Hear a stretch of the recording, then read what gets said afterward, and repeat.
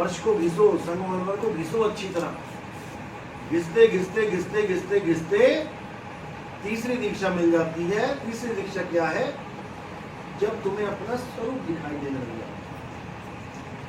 कुछ फर्श इतने अच्छे चमका रखे होते लोगों ने कि तुम उसमें अपना चेहरा देख सकते हो, ऐसे चमके होते हैं। मॉल में जाके देखो, तुम्हें अपना ही रूप दिखाई देने लग जाएगा। लेकिन अगर उसमें मिट्टी चढ़ी हुई हो तो भी दिखाई दे। इसी प्रकार हम आत्मा हैं, लेकिन जो हम हैं उसे हम महसूस ही नहीं कर पा रहे। ये पंखा चल रहा है, इसमें दो चीजें हैं। एक तो लोहे का पंखा है जो तुम दुकान से लेके आए थे। जब लेके आए तो 3 हिस्सों में मरा पड़ा था, 3 हिस्सों में मरा यानी टूटा पड़ा था। एक ये डंडी ऊपर वाली, एक ये गोला और ये पर, 3 चीजें थी ना। तो तुमने क्या किया? गोले में पर फिट किए और ऊपर डंडा लगा के टांग दिया, यानी मुर्दा लेके आए थे तुम कटा हुआ 3 हिस्सों में। अब घर जाके तुमने उसको सिल दिया। जब मुर्दे को सिल दिया तो क्या वो जिंदा हो जाएगा? मुर्दा खरीद के लाओगे, घर में जाके जिंदा हो जाएगा क्या? नहीं होगा। लेकिन ये देखो जिंदा हो गया, भाग रहा है। क्या ये दुकान में भी ऐसे भाग रहा था? नहीं भाग रहा था, मुर्दा पड़ा था। लेकिन तुमने जाके यहाँ पे टांग दिया तो ये भागने लगा। ये टांगने से भागने लगा क्या? कुछ डला ना इसमें? क्या डला? बिजली। अब बिजली की वजह से ये मुर्दा भाग रहा है। बिजली की वजह से ये मुर्दा 200 की स्पीड में भाग रहा है और तुम इसको देख के कह रहे हो वाह ये तो जिंदा है, ये तो चल रहा है, जिंदा है। कब तक जिंदा है? जब तक स्विच ऑफ नहीं करते। तो बिजली है आत्मा और पंखा है शरीर। पंखा चल रहा है इसलिए हम कह रहे हैं पंखा जिंदा है। ऑफ कर दिया, बिजली खत्म कर दी, नहीं पहुंचने दे रहे वहां तक, तो हम कह रहे हैं पंखा रुक गया, मर गया, यानी पंखा मुर्दा हो गया। अब ये बताओ कि ऑन करने से लेके ऑफ करने तक के बीच में क्या पंखा जिंदा था? क्या पंखा जिंदा था? जिंदा का मतलब होता है जो खुद से चले। नहीं था, यानी चलता हुआ भी मुर्दा था और ऑफ करने के बाद भी मुर्दा है। इसी प्रकार ये शरीर 5 तत्वों का है। 5 तत्व क्या है? आकाश, वायु, अग्नि, जल और पृथ्वी। ये 5 तत्व जिंदा हैं कि मुर्दा हैं? मिट्टी से बात करिए कभी, और पहने की हालत तेरा, कभी जवाब दिया उसने? कभी हवा से बात करी है? हवा कितनी स्पीड में जा रही है आज? जवाब मिलेगा क्या? कभी आसमान से बात करी? कभी पानी से पूछा आज क्या डिग्री टेम्परेचर है तुम्हारा? नहीं बता रहे। क्यों? मुर्दा हैं। अब ये 5 तत्व मुर्दा हैं, तो 5 तत्व यानी इन 5 तत्वों के द्वारा ये 5 तत्व का मुर्दा शरीर बना दिया, तो ये जिंदा हो जाएगा क्या? 5 तत्व मुर्दा यानी 5 मुर्दों को मिला के तुमने एक मुर्दा बना दिया, तो क्या ये जिंदा हो जाएगा? ये मुर्दा हो गया। अब इसको जिंदा किसने कर रखा है? आत्मा ने। कब तक जिंदा करके रखेगी? जब तक तुम्हारा पूरा एक जन्म कंप्लीट नहीं होगा। तुम्हारे पैदा होने से, तुम्हारे शरीर के पैदा होने से मरने तक ये आत्मा इसको जिंदा रखती है। ये जिंदा क्यों लगता है? क्योंकि जैसे पंखा भाग रहा है वैसे ये भी भाग रहा है, ये भी भाग रहा है, ये भी खा रहा है, पी रहा है, चबा रहा है, हंस रहा है, बोल रहा है। तो तुम्हें लग रहा है मेरी माँ जिंदा है, मेरा पापा जिंदा है, मेरे बच्चे जिंदा हैं। पता है कैसे जिंदे हैं? मुर्दे जिंदे हैं। ये मुर्दे हैं। तुम्हारी गोदी में जो बच्चा पड़ा है मुर्दा है। मुर्दे को सुला रही हो तुम, केवल करंट की वजह से जिंदा है।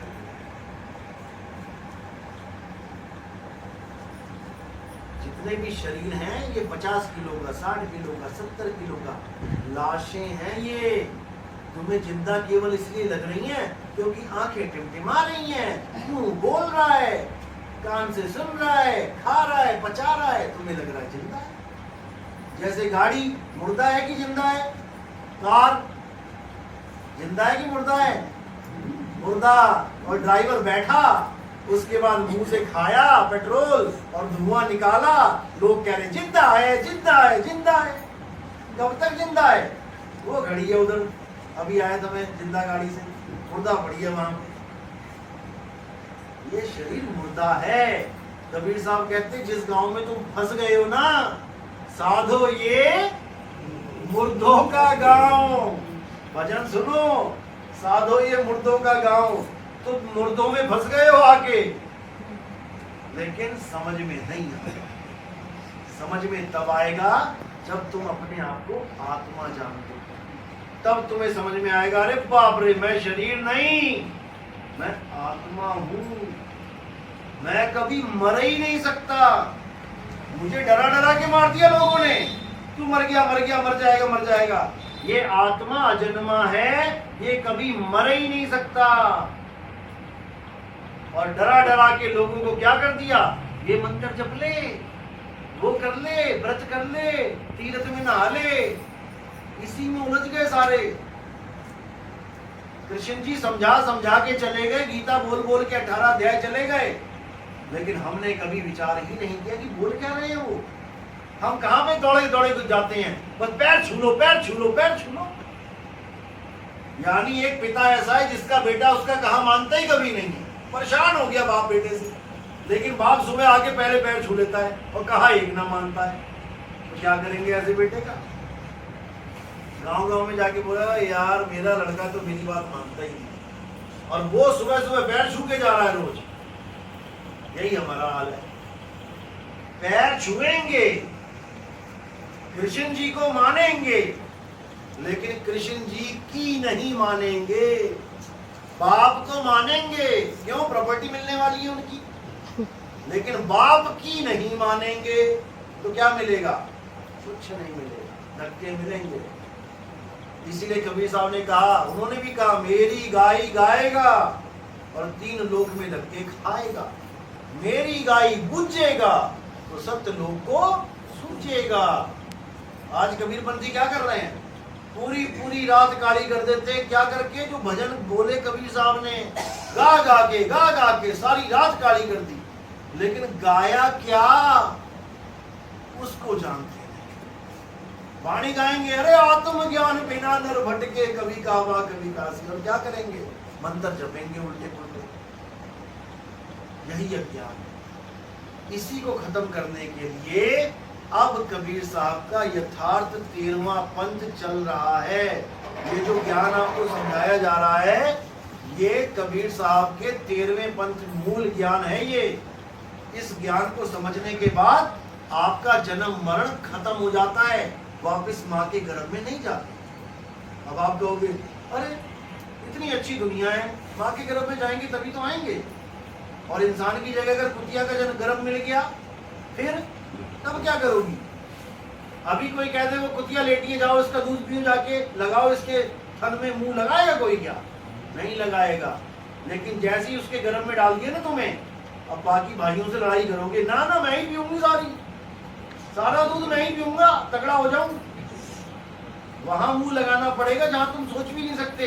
आज नाले में पैर गिर जाओ, पानी लाओ पानी लाओ, सूरी के गर्भ में चले गए ना, मुंह डाल डाल के खाओगे, डाल डाल के गंध खाओगे, ऐसा हाल हो जाएगा। और देखो माता को नींद आ गई। ये काल भगवान सुनने भी नहीं देता इस ज्ञान को।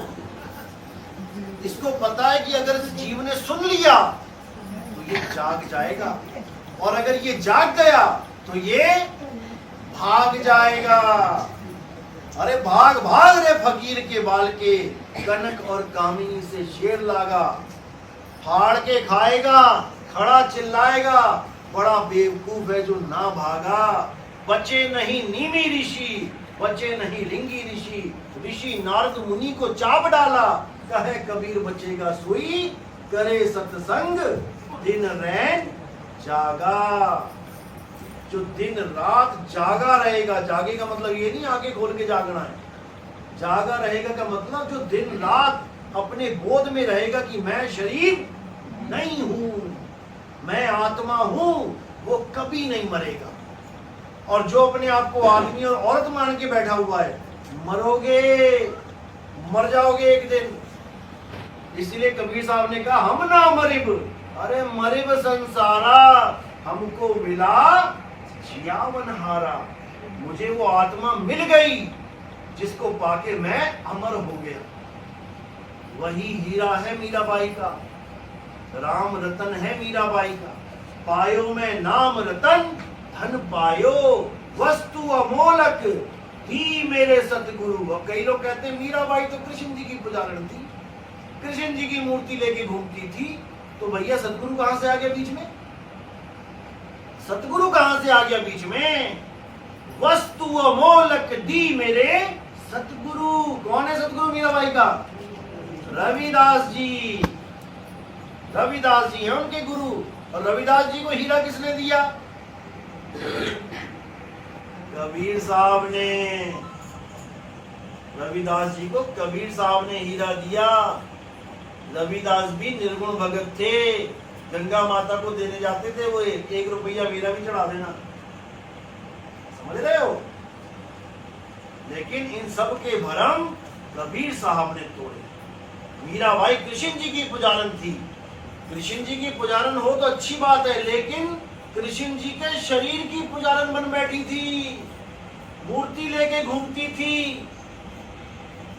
तब रविदास जी ने मूर्ति छुड़वाई। अरे छोड़ इसे, तुझे असली नोट चाहिए तो कृष्ण जी की आत्मा को जान, यानी करंट को जान। अब ये पंखा करंट को जानने के लिए क्या अमेरिका वाले पंखे को छू के देखेगा कि करंट आ रहा है कि नहीं? क्या करेगा ये पंखा? जो करंट अमेरिका वाले पंखे में है वो इसमें भी है। ये अपने करंट को जान लेगा तो समझ लो सारी दुनिया के पंखों के करंट को जान लिया। अपनी आत्मा को जानना ही सारे संसार के भगवानों को जान लेना है, सारे संसार के जीवों को जान लेना है। तुम अपने आप को जान लोगे, तुम्हें समझ में आ जाएगा ये सामने कौन बैठा है। जो झटका तुम हो वही झटका वो है। पंखा मत समझ लेना सामने वाले को। जो करंट मैं हूं वही करंट तुम हो। लेडीज और जेंट्स मत समझ लेना सामने वाले को। तो खसम, जो असली खसम है वो करंट है, हमारा असली स्वरूप। ये लेडीज जेंट्स वाला खसम असली खसम नहीं है। तुम अपने आप को लेडीज और अपने पति को आदमी बना के बैठ गई। असली पति परमात्मा है, पति परमेश्वर है। लेकिन ये दारूबाज पति परमेश्वर नहीं है जो तुम्हें लठ मारता है आगे। पति परमेश्वर है, वो परमात्मा। दास मलूक सलूक कहते हैं, खोजो खसम कबीर, जपो रे मन केवल नाम कबीर। अब खसम कबीर कह दिया तो इसका मतलब ये नहीं कि लेडीज देखे खसम। आदमी को खसम की क्या जरूरत है? आदमी कौन सा खसम बनाए? लेकिन आदमी भी खसम बनाएगा, क्योंकि आदमी आदमी नहीं सुरता है। आदमी और औरत दोनों का स्वरूप क्या है? सूरत है। और परमात्मा का स्वरूप क्या है?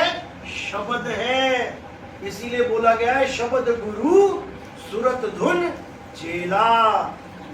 सूरत चेला है, शब्द गुरु है। जब तक ये समझ में नहीं आया, भूल जाना कि कभी भक्ति कर पाओगे। तो इसको अच्छी तरह समझना है। बाकी हमारे YouTube पे सत्संग आते हैं, आपने टाइप करना है नितिन दास के सत्संग, सारे आने शुरू हो जाएंगे। 50 चैनल बना दिए लोगों ने मेरे नाम पे। वैसे मेरा जो अपना चैनल है वो है कहत कबीर सुनो भाई साधो नितिन दास। जैसे हर वाणी में बोलते हैं ना लास्ट में कहत कबीर सुनो भाई साधो, तो वैसे ही लिखना है आपने कहत कबीर सुनो भाई साधो, उसके बाद मेरा नाम लिख देना नितिन दास। तो मोबाइल में अपने आप आ जाएगा।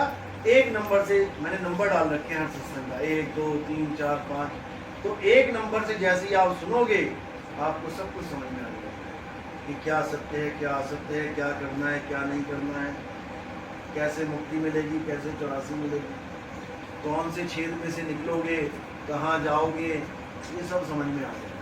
चलो बोलिए सतगुरु बंदी छोड़ कबीर साहिब की जय।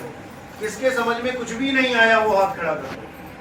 ऐसे भी बच्चे होते हैं, 2 घंटे की क्लास लेता है टीचर, फिर कहता है राम सीता का बड़ा भाई था। हाँ कौन है, किसको नहीं समझ में आया? ना ये एक सवाल था जड़ और चेतन। जड़ चेतन, यही तो समझा रहा हूँ, पंखा और विपत्ति। पंखा जड़ है, बिजली चेतन है, शरीर जड़ है, आत्मा चेतन है। जड़ चेतन का करे निबेड़ा, कहे कबीर सुहंस है पड़ोसियों का मेरा। पड़ोसियों कौन है? जो जड़ चेतन को यानी गुड़ और गोबर को इकट्ठा करके बैठे। कितने गुड़ में कितना गोबर मिला है खाने लायक होता है? लेकिन तुमने गुड़ गोबर मिला रखा है। गुड़ है आत्मा, गोबर है शरीर। जब तुम पूजने जाते हो तो गुड़ को तो फेंक देते हो और गोबर गोबर चाटते हो। इसलिए अब गुड़ और गोबर को अलग कर दो। गुड़ और गोबर को अलग कर लोगे तब